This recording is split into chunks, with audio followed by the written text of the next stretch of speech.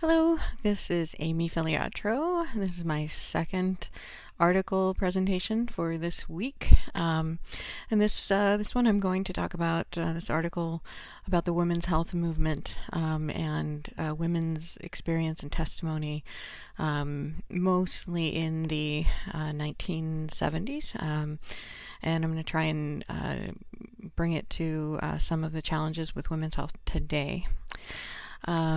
The author discusses three storylines that all have to do with women's personal experiences and using those personal experiences that women themselves have had, sharing those with one another in order to challenge the healthcare system.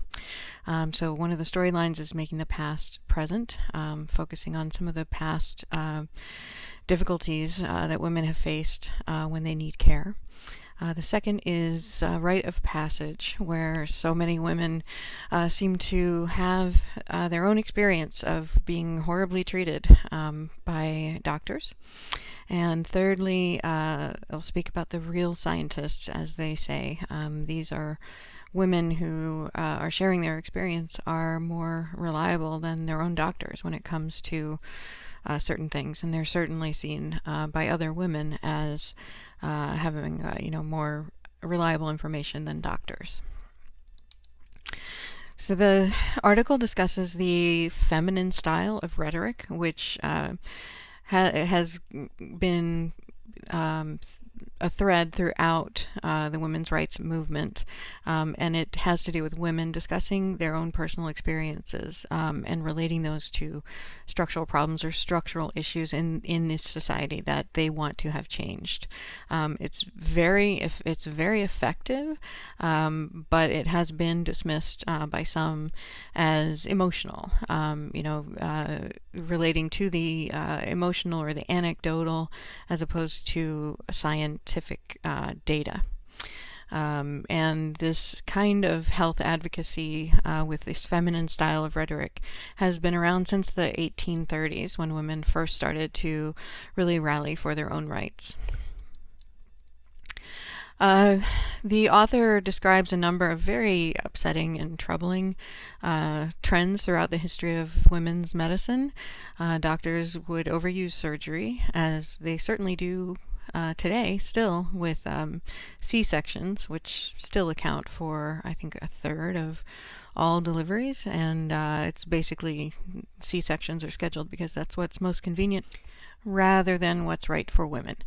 Women have always been treated to risky drugs, treated condescendingly. Women were discouraged from using birth control, and doctors would often withhold information from them.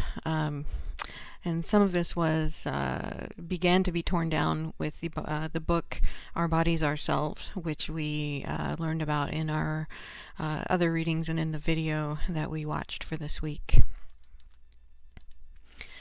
Women were basically absent in medicine for a very long time, and most of the medical problems that women faced were treated as a psychological problem. So these are just some examples. These were actually in medical textbooks, that women's personality consists of narcissism, masochism, and passivity. Painful menstruation is just a personality disorder. If you're nauseated during your pregnancy, it's because you're resentful. And if you warn a woman about a potential symptom, she will definitely experience the symptom. Basically treating women like children and or those with mental illness rather than an actual medical problem.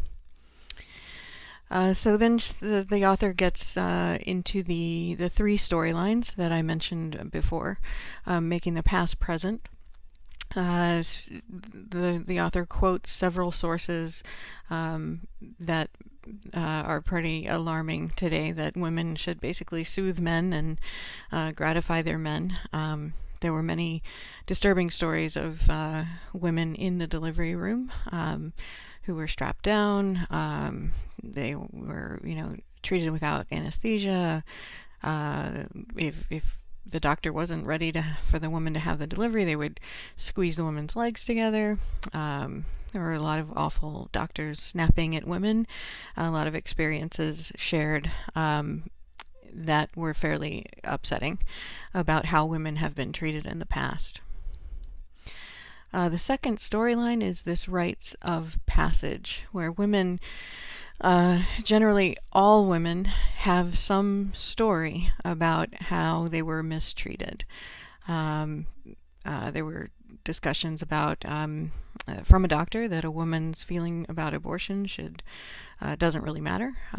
It's as that of a child. And there's a quote that the medical profession will only change in response to women's advocacy, that the profession itself would never start the change that women need. Thirdly, there are the, quote, real scientists. Many experiences of women who see things and understand things that doctors can't see. And women began using this self-help gynecology because they didn't have anything else to go on. So they would rely on experience from one another. They generally found out that what they had been told in books was incorrect when they compared stories with one another. And they determined, their own effectiveness of folk remedies and other kinds of folk knowledge, and shared this with other women. So essentially, while there were no women doctors, or very few, the only real doctors that women had were other women. The article, brings to mind for me that this is definitely still happening today.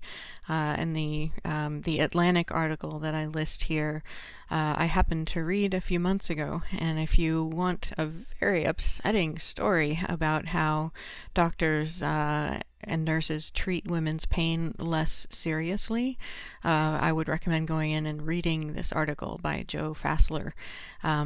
It is a truly upsetting story of something that happened to one woman that really shouldn't have.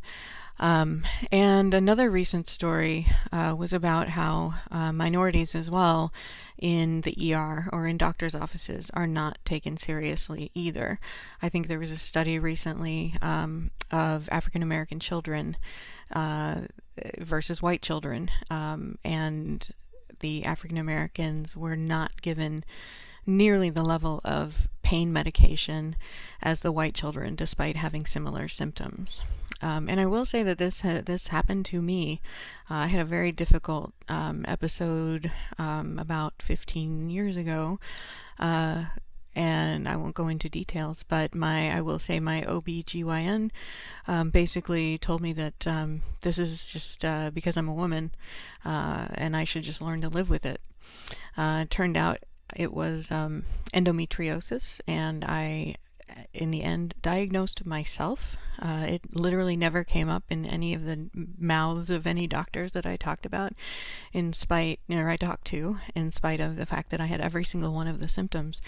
And since then, I've had 2 surgeries for this, and if I had been treated sooner, I would have had far fewer consequences. And I do believe that is just another example of the fact that even when you're talking to a reputable doctor, very, very different kinds of reputable doctors, they may not take your story seriously. It is upsetting, but nonetheless true. In conclusion, the article talks about all these experiences that women have and share with one another, and his conclusion is you cannot just simply dismiss these experiences as anecdotes or as emotion. There was no other way for women to become advocates for their own health other than talking to one another and sharing their own negative experiences and their own expertise and their own knowledge that they'd garnered over years of living their woman's experience. There was no other way to move forward with modern medicine for women, and it still remains a challenge today. So thank you all for your time and attention, and I look forward to hearing your comments. Thanks.